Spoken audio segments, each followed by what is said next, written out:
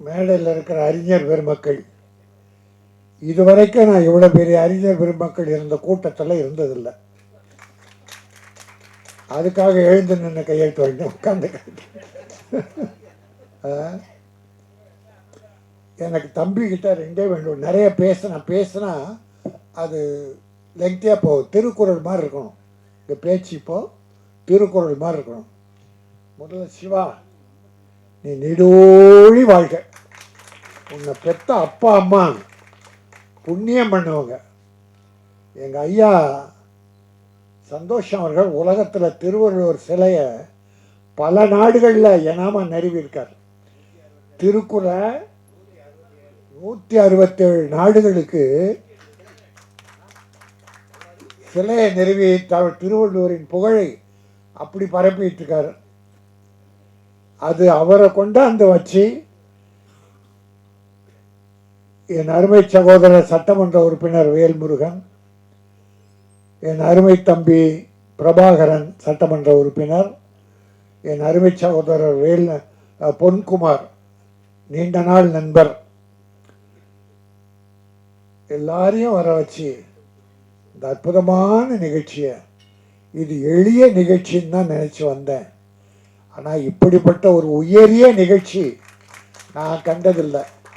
இங்கே நானும் பேரரசும் ஆடியோ இசை வெளியீட்டு விழாக்கள் அநேகமாக 100 தொடுன்னு நினைக்கிறேன்.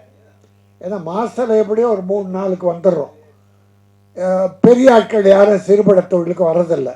என் தம்பி அன்பு சொன்னது போல் சின்ன படங்களை உற்சாகப்படுத்த யாரும் வர்றதில்லை. நாங்கள் தான் ஒரு அனாதையாக இருக்கிறோம். அனாதைகளை காப்பாற்ற, ஏன்னா சிறுமுதலீட்டு படத்தை இருப்பான் அனாதைகள். அந்த நிலையில் ஆயிட்டோம். படம் எடுக்கிற வரைக்கும் எங்கள் காலில் விழுவான். படம் எடுத்து முடிச்ச உடனே உன்னை எவன்டா படம் எடுக்க சொன்னது? 32 நாள் கூலி கொடுத்து சம்பளம் கொடுத்துருப்பான்.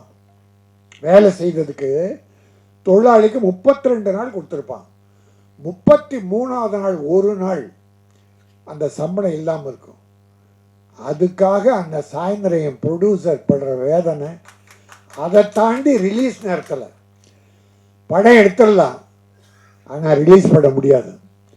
யாருக்கு தகுதி இருக்கோ பணம் இருக்கோ அவன் தான் படம் எடுத்து அவனே ரிலீஸ் பண்ணணும். இப்போத்தி சூழ்நிலை, இப்போ சினிமா இருக்கிற சூழ்நிலை, 100 பேர் படம் எடுத்தா 90 பேர் காலி. என் தம்பி சட்டமன்ற உறுப்பினர் வேல்முருகனுக்கும் தெரியும், பிரபாகரனுக்கு தெரியும், எல்லாருக்கும் தெரியும். எங்கள் ஐயா சிவகுமார் டிசி ஒரு காலத்தில் கமிஷன் ஹவுஸில் அவரை மீட் பண்ணியிருக்கேன்.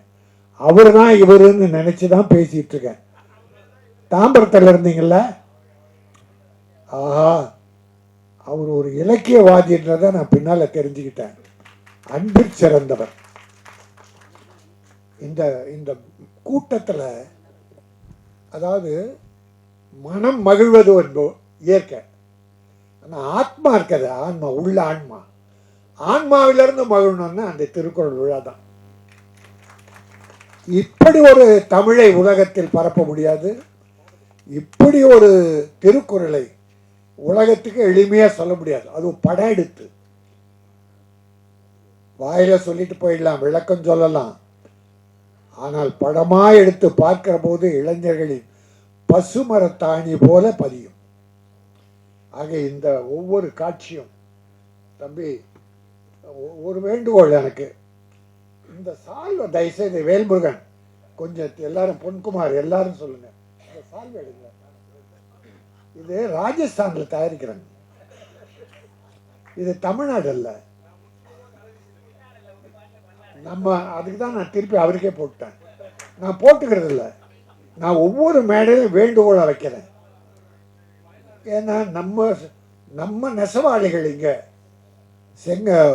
ஈரோடு, கோயம்புத்தூர், செங்கல்பட்டு, அரக்கோணம், நம்ம நெசவாளிகள் இருக்கிற கைத்தறி ஆடு, அதை தயவுசெய்து அணிவிங்க என்பது வேண்டுகோள் தான், இது கட்டளை இல்லை. அப்புறம் வடிவேல் முருகன், சிவா அவங்க அப்பன், அது சிவாவா சிவாவா? சிவா.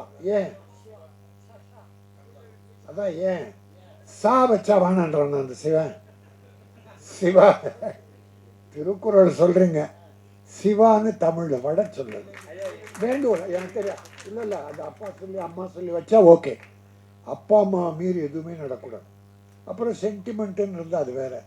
தமிழை விட நமக்கு என்ன சென்டிமெண்ட்டு? திருக்குறளே உலகத்துக்கு சொல்லிட்டீங்க. உங்களை புகழ இனி யார் வேணும்? இது இருக்காங்க மேடையில். அடுத்த ரெண்டு விஷயம் சொல்லி ஷார்ட்டாக முடிச்சிடுறேன். தீயவை தீய பழைத்தாலால் தீயவை தீயினும் அஞ்சப்படும்.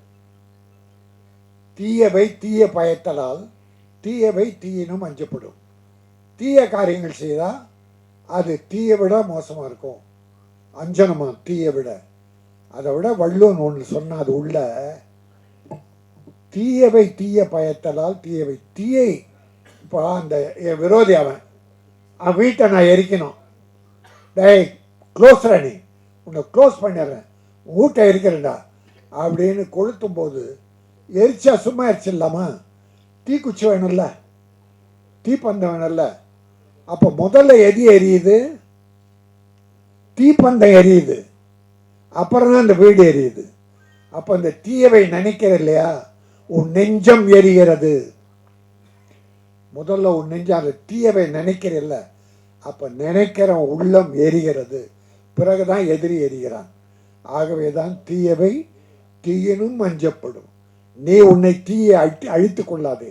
அடுத்தவன் அழிக்கிறத விட உன்னை நீ அழித்து கொள்ளாதே என்பது தீயவை தீய பயத்தலால் தீயவை தீயினும் அஞ்சப்படும்னு நான் உணர்ந்து அறிந்து அறிஞர்களுக்கு சொல்லி கேட்டு இதை நான் ஒன்றும் செய்தியாக வைக்கிறேன்.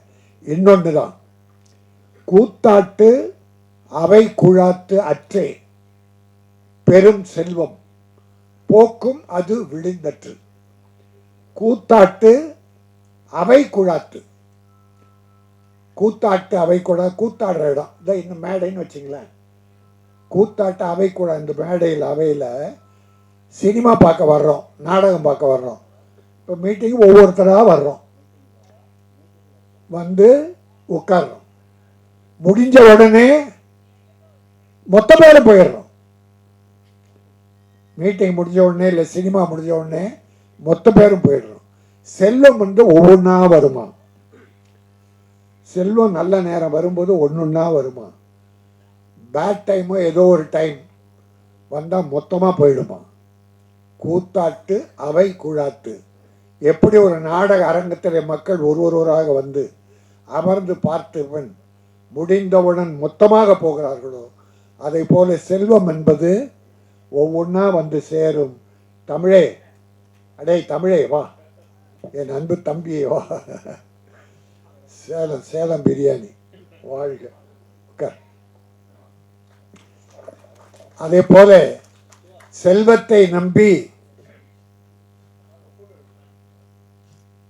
செல்வத்திற்கு அதிகமான முக்கியத்துவம் கொடுக்காமல் நல்லதை ஏழைகளுக்கு செல்ல வேண்டும் என்கிற ஒரு அற்புதமான கருத்தை சொன்ன இந்த திருக்குறள் விழா, இது திருவிழா. இந்த தம்பி வடிவேல் சிவா வாழ்க.